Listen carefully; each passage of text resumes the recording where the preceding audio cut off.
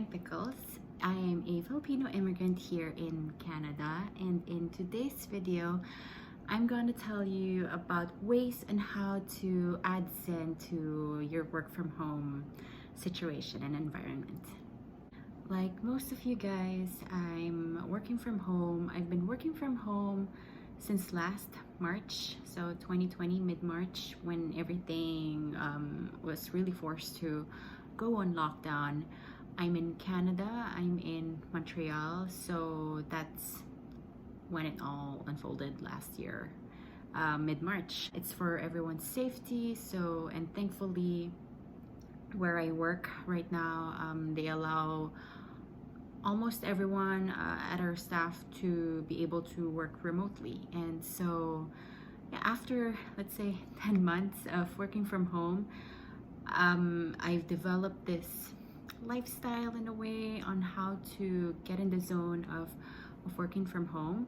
Let's get right on to my sort of lessons learned. I must say, I'd be lying if at first I wasn't affected by, in terms of productivity, from shifting from having this full-on office environment and then doing work from home.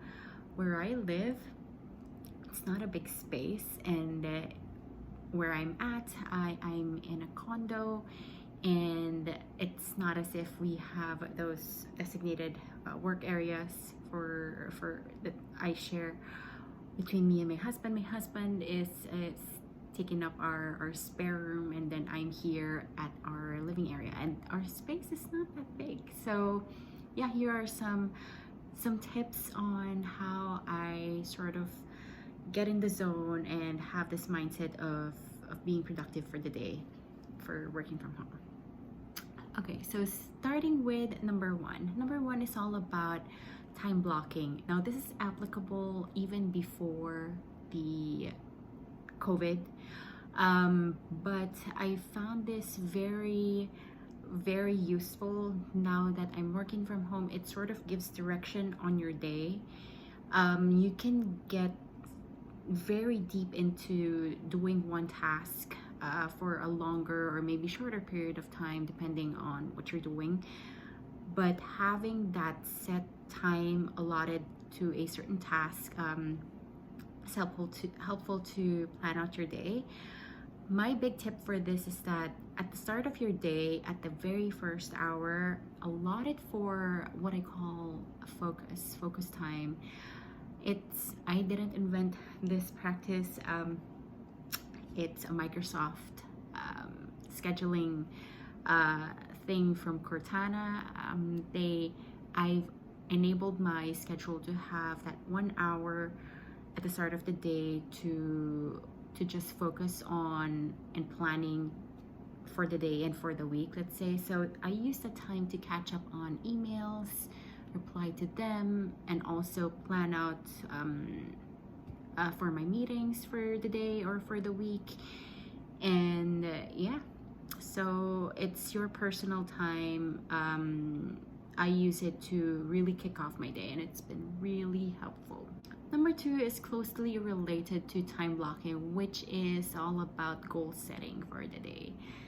No matter how big of a task or a project that you're tackling, or to a very small task, there's no such thing as such a small task, but it would be great if you sort of still lay it out for your day and set goals on what you'll be accomplishing as part of that project or in completion of that project.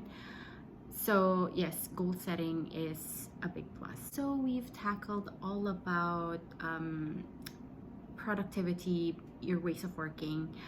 One key area that changes really your surroundings, so from your office to your home environment, and you really have to sort of make your space a bit conducive into being productive for the day without having so much distractions. So one key thing is very simple. It's just really having a clutter-free, clear environment. They always say like having a clear mind makes you think better. So yeah, just having some clear surfaces would help you really hone into your work for the day. Number 4 is all about having enough breaks. Now, this is also good for your mental health. I sometimes add this to my calendar to have that designated breaks throughout the day. So you can have a short break sometime in the morning, let's say 10:30, and then sometime in the afternoon, maybe around 3 p.m. I sometimes grab a coffee in the afternoon and have a coffee break with a colleague and just say hello. It's also a nice way to sort of, keep those social connections alive within your social group, I guess, in the office.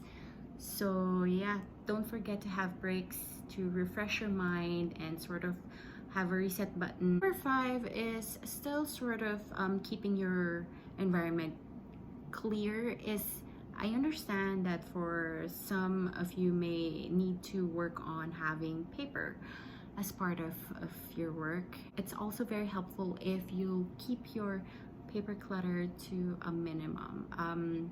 For me, every day I write on my pad what my goals are. I have this just pad, and then I write my goals, and you'll see there my notes for the day. And what I try to do is that when I fill this up, and I make sure that everything on this page is accomplished, or if there's anything pending, I'll take a note of it again. But then the thing is, I always tear off the first the page, and then I let that go, and then yeah, just keeping it clean and clear as I go through the pad. At the back, I obviously I use it for scratch paper when I design something, but then yeah, just keeping it to a minimum. It's very helpful for me as I go through my tasks, and it's easier for me to read too. Number 6 is all about, it's a very sensorial feel being at the office versus being at home. So one of the things that I enjoy being at home is being able to diffuse an essential oil. I have different types of essential oils depending on the day. So there's one for energy, there's one for relaxation. I try to pair it up with what I'm about to face for the day, but having that going behind the scene is kind of helpful. Yeah, so that might be burning a candle for you, or melting those wax blocks, whichever you prefer, but having those really do help lighten up the mood. Last one is very optional.